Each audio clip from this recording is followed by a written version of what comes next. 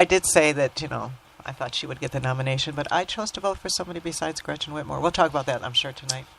All right. Moving around the room, we have our executive producer and what we like to call the reformed police officer, my dear friend, Mr. Steve Miller. Hello, good to be here. It's going to be a terrific show tonight. We have a few special guests in the audience tonight, and looking forward to hearing from everybody. And we got a good caller, I understand. So That's right. Thank Deb and Jamie and Rick for that, for the guest calling in. I hear she's a good one. So good times. I hear it might be a little salty. PG-13 radio. That's what I heard. A little salty. Okay, well, get your kids out of the room. About 8:30. Only because he's looking like he's bored and really wants to leave, let me please introduce our the one and only master of disaster. Just kidding. Earl Carruthers is here in the studio. I want to give a big shout out to him. Earl, of course, is probably the most tortured, one of the many that have been tortured, but he's up there in the most tortured. Probably most tortured. As we return to court on the two cases that have been going on for over 5 years. Please welcome Earl Carruthers. Hello, hello, hello. Usable marijuana. Wow, this is a whole thing. Brownies, what do you know? I just, a lot of documentary material here. Lots of it. Lots of it. And as Steve was alluding to, we have some additional special appearances here in the studio tonight. We have returning, by popular demand, the one and only Rick Thompson. All right, Rick. Popular demand? Absolutely. I was in demand? Yeah, everybody was demanding that you... I came in. I was sorry I missed the week you were here. That's right, Steve Miller. Sorry you missed my last time I was here. I have to tell you, today's caller will be fantastic. We had her on our show earlier this week, Jazz Cabbage, and what a wonderful person she is, and what a ridiculous tale she has to tell. And fortunately, it's been spread on a lot of news media around the globe. This is a big one. Way to go, Planet Green Trees. Rick, but when I say popular demand, I think everyone really enjoys, and we're going to expect you to perform at a high level tonight on this, the news. So it's the trained seal thing. Okay, yeah. Right. Perform when I give you the mic. Okay, I got you. I understand my role now. No, we have missed the news with you. Definitely missed the news. The news is now the olds, but we'll try and refresh it. And somewhere out there, carrying around a little... like a stuffed animal or something. I think we saw Jimmy Lowell is here. He's got his little... What the hell were those Beanie Babies? I don't even know if it's an animal. I don't even know if it constitutes an animal. Stuffed animals don't poop. Collector's item. I was going to say, observation. A little dog like that, you guys can carry it around. Ben T-Pan is here. He's the like a lizard. rover of all rovers. Welcome, Ben. Yep, I'm here. Give a big shout out to Alan Peiser, that may be listening. Dewey and Pam, of course, and everyone else that... listens. Thank you for listening. All right, so we have our 82-year-old victim of the war on drugs, patient with an expired card. I understand she did a phenomenal performance at the Cabbage Cafe this past week. But we have her calling in.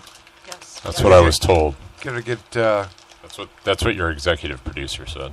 Explain all of that, and we of course are going to attempt to discuss episode 397, 6, reason number 1 why marijuana should be legal.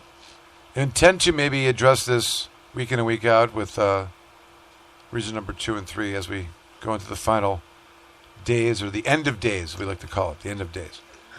Did I miss anyone in the shout-outs or anything like that? We can invite Alan to call in if he wants to talk about some cases. There's always good cases going on. And I'm going to... Alan's not. Tommy's here. Tommy's here to on Frazier, of course. The iguana lover and internationally renowned lawyer, of course, also. So, welcome, Jeff Frazier. Cool, good. Muy buenas noches a todo el mundo, menos uno. Por favor, si tenga algún tipo de problema con la ley de marihuana, llama a Michael Camorn Law. Buenas noches.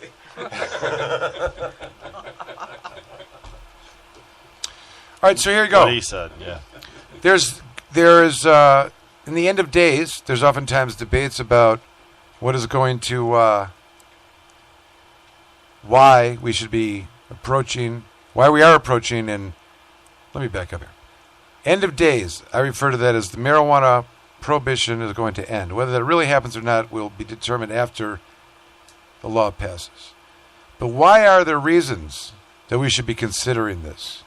We know that as the initiative is put on the ballot, people are discussing the impact it's going to have from a political standpoint. There is some serious substantive issues about the pros and the cons that need to be addressed. One of the things that is going to be interesting is that there's a lot of funding, a lot of money that is going to be supporting an antagonistic position for the passing of this law, maybe even some within our own community. But nonetheless, there's a lot of people, a lot of organizations, and a lot of money that is made on the prohibition of marijuana, and it is its legalization or the ending of arrest for possession would have a huge impact on those entities, businesses, and organizations. So there's a lot riding on this, and there's going to be a lot of debating that's taking place, a lot of different issues that come up, and there could be some on the general principles of legalizing marijuana, making it available recreationally instead of just medically. There are some that don't like the initiative itself. They think it doesn't go far enough, it goes too far, there's not enough government control, because the initiative, in order to amend it, it's going to need 75% vote. These are the things that are going to be debated. I heard one of the antagonists, what's his name? The debated... Greenlee? Who? Scott Greenlee? No, the other guy. Don Bailey? He's debating Tom... Randy Richardville? Yep, Randy Richardville. Just sound bites, effective, not even contemplating the grandiose scheme. At some points, even acknowledging that adults should have the ability to consume cannabis and not be charged criminally, but just not finding reasons to oppose this particular ballot initiative. And I say this to Randy Richardville, and I say this to all those that are against the ending of prohibition for recreational use. The only way you can really, truly take the position is if you acknowledge that the existing laws are based on and arose out of the greatest lie and a policy against a racist policy. Let us not forget to ask the question, why do we need to end prohibition for marijuana? What happened that made it prohibited? At what point in time in the world did it become so dangerous? Had it always been dangerous and they just realized it? Or was there some other reason that brought this about? And the only way you can have an honest and fair debate about legalizing it and what that looks like is to go to the source of how it became illegal. We're talking about those critical years in 1968 to 1972 with our President Nixon, who developed the Controlled Substances Act. He did so with marijuana in mind, and before he listed marijuana as a controlled substance, he had created his own task force, which is known as the Schaefer Commission, that went out for 2 years and developed a report, which is the most comprehensive study to date by the federal government on marijuana and its effect on American culture, medically, socially, etc. That report said, do not put on the controlled substance list. It will be disaster. And recently, and this is the most important point, John Ehrlichman, one of the Watergate co-conspirators, and the right-hand man to Richard Nixon, specifically it stated that the reason that the United States got entangled itself in the prohibition of drugs and specifically marijuana was that it was the desire of Richard Nixon to go after his political opponents. This is not a secret. His desire was to, specifically at the time,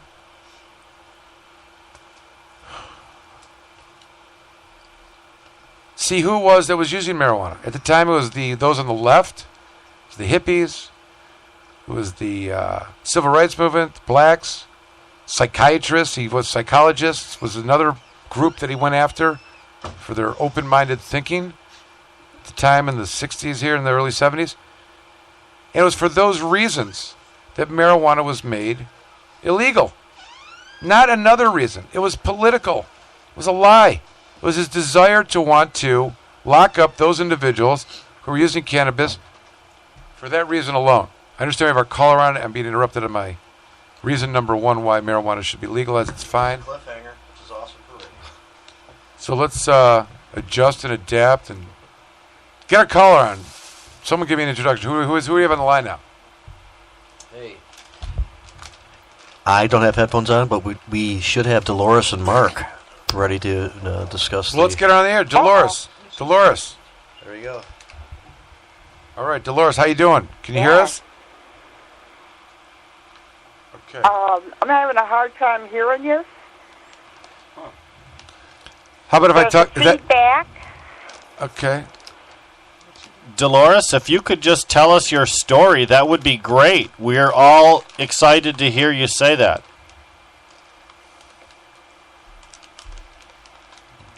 Well, how far? What do you want me to do to start? You know, we're pretty familiar with the story because of the news, but why don't you go ahead and start at the beginning? You know, when cannabis came into your life and saved you, Okay. and then we'll talk about the police encounter after that. Okay? Oh.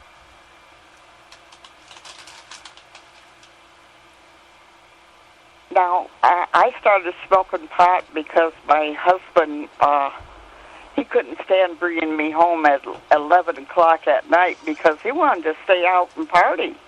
And I was a stay-at-home mama. And, well, I went to bed at 11 o'clock, and I couldn't handle it. He says, I'm going to get you something that'll make you stay awake. And lo and behold, he did. And he never thought it was going to turn out the way it did. Mm-hmm. Because I was determined not to act like them. So I think it's wonderful that they were all smiling and giggly and just having a good time. But I told myself, I'm not going to get the munchies. I'm not going to lay back and be a couch potato. So it made me hyper. I got things done. I was able to stay up past 11 o'clock. I couldn't do no 2 a.m. stuff, though. Or all-nighters. Oh, Lord have mercy. Oh, those all-nighters were awful. And my 2 cents on that, growing up watching my parents be partiers, it bothered me at first, but then I recognized there was something deeper as I got into my 20s. I recognized there was something about Mom. She was a lot of times she was very sad, and there was some depression there. And so when she, after, recreationally using of marijuana, it was also medicinal at that time because it helped her anxiety and depression. She was able to get up out of bed. There is a bigger, deeper story about the depression. We don't have to go in that today, but it helped her cope and manage that at the time, and she didn't even know it was doing it. And we completely recognize that now. Mm-hmm. Yes. So, after Joe passed, I still continued to smoke, and after my mother passed 8 years ago, I smoked a little bit more. Which continued to help with your depression. Yes, I was really bummed because they really didn't love me. They were more into their own ego, and yeah, there was a lot of Mom's had a lot of mental and physical abuse through her past as a child as well. So the marijuana truly helped that. Yep, it eased it. It put a smile on my face, and I was a happy kid. So then the surgery started, right, Mom? Right. From the hysterectomy.